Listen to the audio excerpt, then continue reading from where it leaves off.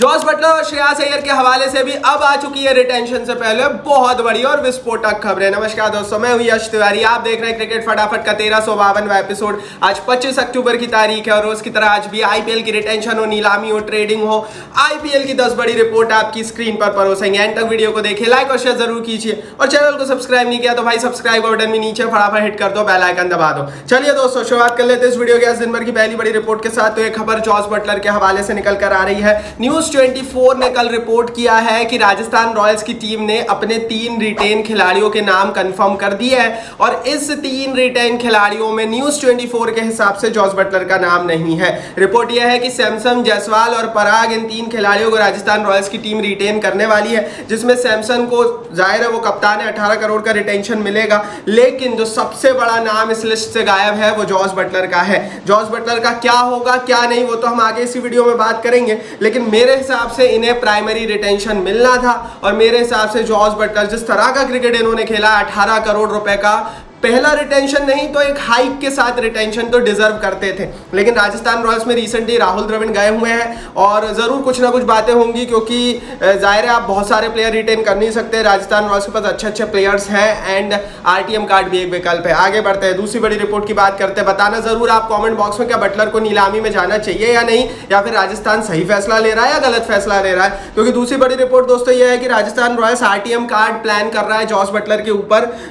जाहिर है अगर आप किसी खिलाड़ी के ऊपर आरटीएम कार्ड यूज करते हो तो फिर उसकी प्राइस बड़ी मायने रखती है नीलामी में। अगर जॉस बटलर यहां से नीलामी में जाते हैं तो मेरे हिसाब से 15 करोड़ का खिलाड़ी है जॉस बटलर ऑक्शन में, और अगर 15 करोड़ की वैल्यू जॉस बटलर पर यहां से लगती है तो फिर क्या राजस्थान रॉयल्स की टीम 15 करोड़ का आरटीएम देगी, ये भी एक सवाल है। देखो यार, राजस्थान रॉयल्स को दोनों तरीके से सोचना है। अगर राजस्थान रॉयल्स की टीम जॉस बटलर को रिटेन करती है तो फिर 4 खिलाड़ी आपको नीलामी से पहले रिटेन करने पड़ेंगे और फिर बटलर आपको कोई ना कोई, बटलर या कोई भी एक खिलाड़ी 18 करोड़ का और पड़ेगा।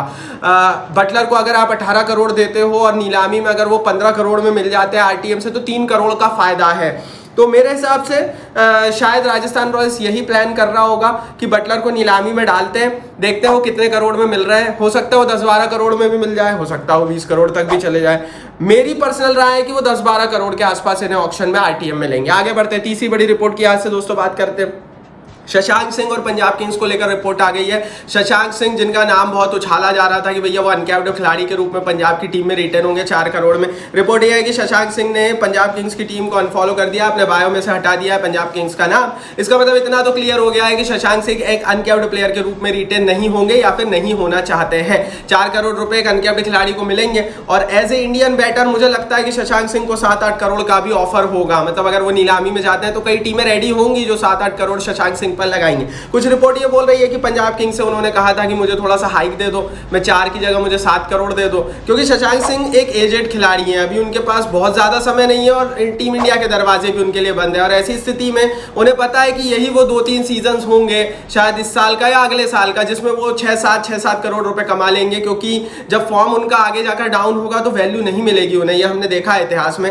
दैट्स वाई हो सकता है पंजाब से उनकी बात ना बनी हो और नीलामी में बड़े रेट पर बिक जाए। आगे बढ़ते हैं, चौथी बड़ी रिपोर्ट की बात करते हैं। तो राजस्थान रॉयल्स के मैनेजमेंट ने भी एक बड़ा कंफर्मेशन कर दिया है दोस्तों। संजू सैमसन रिसेंटली राजस्थान रॉयल्स के एक इवेंट में नजर आए, जिसमें एज ए कैप्टन उनके नाम पर कंफर्मेशन हुआ है, 18 करोड़ रुपए उन्हें मिल रहे हैं। तो ये तो हमने पहले ही आपको बता दिया था कि संजू सैमसन का रिटेन होना पक्का है और वो कप्तानी करेंगे, ये भी पक्का है, क्योंकि अब बटलर का नाम रिटेंशन लिस्ट से ही गायब हो गया है और आरटीएम की लिस्ट में डल गया है राजस्थान रॉयल्स की सोर्सेस के हवाले से। सोर्सेस क्या, न्यूज 24 की अगर मैं रिपोर्ट की बात करूं तो। एंड दैट्स वाई दोस्तों अब सैमसन 18 करोड़ कप्तानी करने वाले, ये भी कंफर्म हो चुका है, राजस्थान का ऑल सेट हो चुका है। बात करते हैं 5वीं बड़ी रिपोर्ट की दोस्तों। तो ये खबर दोस्तों निकल कर आ रही है सभी टीमों को लेकर। अभी तक का जो रिटेंशन का ट्रेंड है वो सामने आ चुका है। हर टीम को अगर आप उठाकर देखोगे और हर टीम के हवाले से जो भी रिपोर्ट निकल कर आ रही है उसको उठाकर देखोगे, चाहे वो पंजाब हो, 1-2 खिलाड़ी को ही रिटेन करने का सवाल है, दिल्ली भी मैक्सिमम 3 के पक्ष में रिटेंशन के, केकेआर भी 2 या 3 खिलाड़ी को ही रिटेन करेगी, बाकी पर आरटीएम करेगी। अगर मैं गुजरात की बात करूं तो वो मात्र 2 खिलाड़ियों को रिटेन करने के पक्ष में। मुंबई इंडियंस की टीम का कंफर्म नहीं है। आरसीबी की टीम भी मैक्सिमम 3 के पक्ष में, चेन्नई भी 3 या 4 के पक्ष में। लेकिन एक ट्रेंड बताता है कि ज्यादातर टीमें 1 या 2 खिलाड़ी रिटेन करेंगी, मैक्सिमम 2, और कुछ टीमें 3 खिलाड़ी रिटेन करेगी। 4 खिलाड़ी वाली टीमें बहुत कम रहेगी और मैक्सिमम फिर आरटीएम कार्ड का इस्तेमाल हम ऑक्शन में होते हुए देखेंगे। तो टीमें टीमें बैंक कर रही है ऑक्शन में आरटीएम कार्ड पर रेदर के खिलाड़ी को रिटेन किया जाए। अच्छा, खिलाड़ी को रिटेन करने में प्रॉब्लम टीमों को ये आ रही है कि अगर आप कोई भी प्लेयर को रिटेन करने चाहते हो और वो अगर अच्छा खिलाड़ी है तो वो हाइक मांगता है, और अगर वो मीडियोकर खिलाड़ी है तो वो चाहता है कि उसको 14 करोड़ की रिटेंशन तो कम से कम मिले। 11 करोड़ में कई प्लेयर्स ने मना कर दिया और रिटेन नहीं होना चाहते। तो ऐसी स्थिति में टीमें भी परेशान है, और मुझे लग रहा है बड़े प्लेयर्स, ज्यादातर खिलाड़ी फिर ऑक्शन में ही आपको आरटीएम होते हुए दिखेंगे, और ऑक्शन दोस्तों बता भी देगा खिलाड़ी को उसकी राइट कीमत कितनी है। आगे बढ़ते हैं दोस्तों, छठवीं बड़ी रिपोर्ट की यहाँ से बात कर लेते हैं। तो ये खबर आ रही है द हिंदू के हवाले से, खबर है श्रेयस अय्यर को लेकर। श्रेयस अय्यर दोस्तों ऑक्शन में जा सकते हैं। कल द हिंदू ने यह रिपोर्ट किया कि श्रेयस अय्यर के ऑक्शन में जाने के चांसेस अब सबसे ज्यादा है, और क्यों जाएंगे ऑक्शन में इसी वीडियो में आगे बताऊंगा। लेकिन श्रेयस अय्यर जो कि पिछले साल केकेआर को खिताब जिताए थे, केकेआर की टीम से शायद वो बात नहीं बन रही है। केकेआर के मैनेजमेंट का मानना है कि अय्यर से ज्यादा जरूरी उनके लिए रसल है, शायद उनके लिए रिंकू सिंह है, शायद उनके लिए वेंकटेश अय्यर भी हो सकते हैं, चक्रवर्ती भी हो सकते हैं, नरीन भी हो सकते हैं। फिल सॉल्ट ने भी अच्छा क्रिकेट खेला था, तो क्योंकि आपको बहुत ज्यादा प्लेयर्स को रिटेन करने का अधिकार नहीं है, शायद वो श्रेयस अय्यर का खराब फॉर्म केकेआर को उनसे दूर कर रहा है। लेकिन अय्यर भी रेडी नहीं होंगे। सातवीं बड़ी रिपोर्ट देख लो दोस्तों, बड़ी रिपोर्ट यही है दोस्तों, मैं कटिंग्स भी अखबारों की जो आई है वो डाल दूंगा स्क्रीन पर। अय्यर को एक मैसिव ऑफर मिला है रॉयल चैलेंजर्स बेंगलोर की टीम के हवाले से। आरसीबी की टीम ने अय्यर से राब्ता ये किया है बिकॉज आरसीबी को कप्तान की जरूरत थी और केएल राहुल के मिलने के चांसेस कम है, शायद ऋषभ पंत भी उस तरह से ना मिल पाए। अय्यर मिल सकते हैं, श्रेयस अय्यर रिलीज हो जाओ, कप्तानी दे देंगे आपको आरसीबी की, और 15 करोड़ रुपए तक में आपको लेने की हम कोशिश करेंगे। ये आरसीबी का ऑफर है श्रेयस अय्यर को।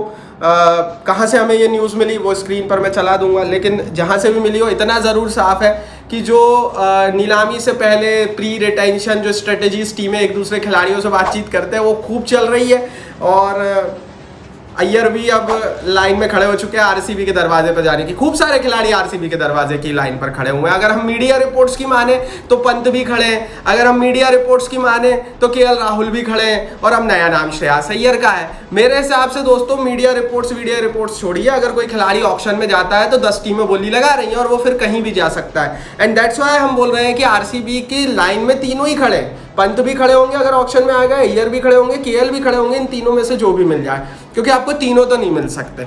10 टीमें बोली लगाएंगे, तीनों को मिलना नामुमकिन है। आगे बढ़ते हैं, 8वीं बड़ी रिपोर्ट की यहाँ से बात करते हैं दोस्तों।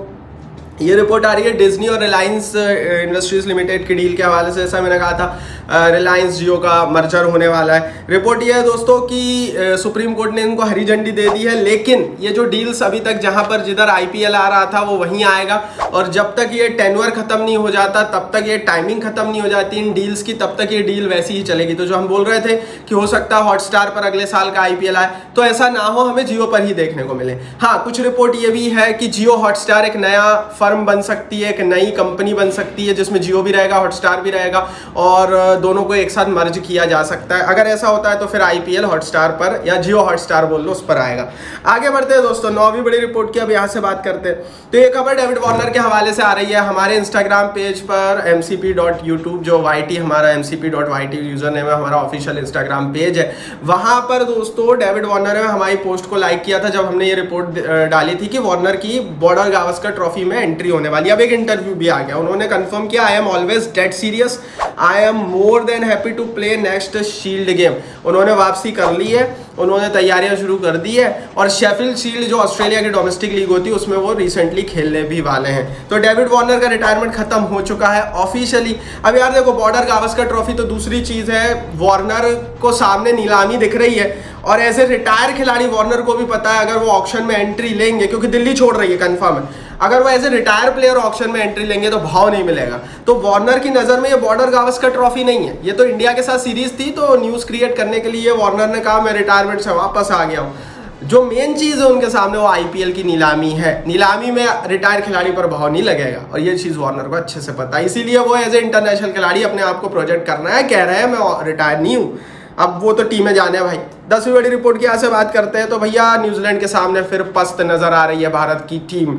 दूसरे टेस्ट मैच में पिचेस स्पिन को ज़्यादा फेवर करते हुए बनाई गई थी ताकि भारत को फायदा हो, लेकिन न्यूजीलैंड के फर्स्ट इनिंग के लक्ष्य का पीछा करते हुए जब तक मैं ये वीडियो बना रहा हूँ 107 रन पर 7 विकेट डाउन हो चुके हैं भारत के। हो सकता है ऑल आउट भी हो गई हो, अभी तक बहुत स्पिन हो रही है।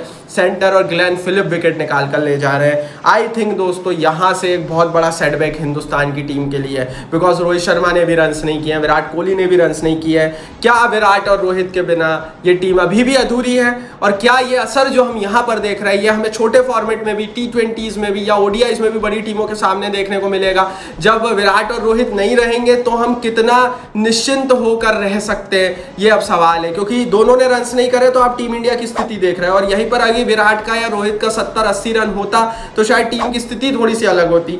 आई डोंट नो दोस्तों, लेकिन विराट और रोहित के खराब फॉर्म या फिर विराट और रोहित का ये जो अब हम बोल रहे हैं ना कि जा रहे हैं वो और धीरे धीरे हर जगह से जाएंगे, वो भारत के लिए अच्छा नहीं है। और मुझे ऐसा लगता है कि इन दोनों खिलाड़ियों को जो BCCI ने इनसिक्योर किया है, जो दोनों खिलाड़ियों को BCCI जानबूझकर लगा है पीछे, ये रिटायर हो अब जाओ नए खिलाड़ी आएंगे, ये नहीं करना चाहिए भाई BCCI को। हिंदुस्तान का क्रिकेट 10 साल पीछे चला जाएगा जिस दिन ये दो खिलाड़ी जाएंगे, क्योंकि इंडिया की क्रिकेट की जान है ये दोनों खिलाड़ी। मैं फिर बोल रहा हूँ, हमने देखा था जब महेंद्र सिंह धोनी की कप्तानी गई थी तो हमने लंबा अरसा भारत को बड़े टूर्नामेंट ICC इवेंट में खराब प्रदर्शन करते हुए देखा, क्योंकि धोनी की जगह लेने के लिए भारत को रोहित शर्मा को लाना और ये वर्ल्ड कप जीतने में 10 साल लग गए, ज़्यादा समय लग गया। और 2011 में लास्ट वर्ल्ड कप जीता, फिर 2024 में हमने जीता ICC इवेंट, लास्ट 2013 में हमने चैंपियंस ट्रॉफी जीती, फिर 2024 में 11 साल लग गए। तो बड़े खिलाड़ियों की जगह मुश्किल से भरती है। ये थी दिन भर की 10 बड़ी रिपोर्ट। बाकी कमेंट बॉक्स में आप बताओ कौन सी खबर आपको अच्छी लगी, कौन सी नहीं है, क्यों। इंस्टाग्राम पर जरूर ज्वाइन कीजिए, नीचे लिंक इस वीडियो को लाइक और शेयर कीजिए, और चैनल को सब्सक्राइब नहीं किया तो भाई सब्सक्राइब कर दो, नीचे हिट कर दो बेल आइकन।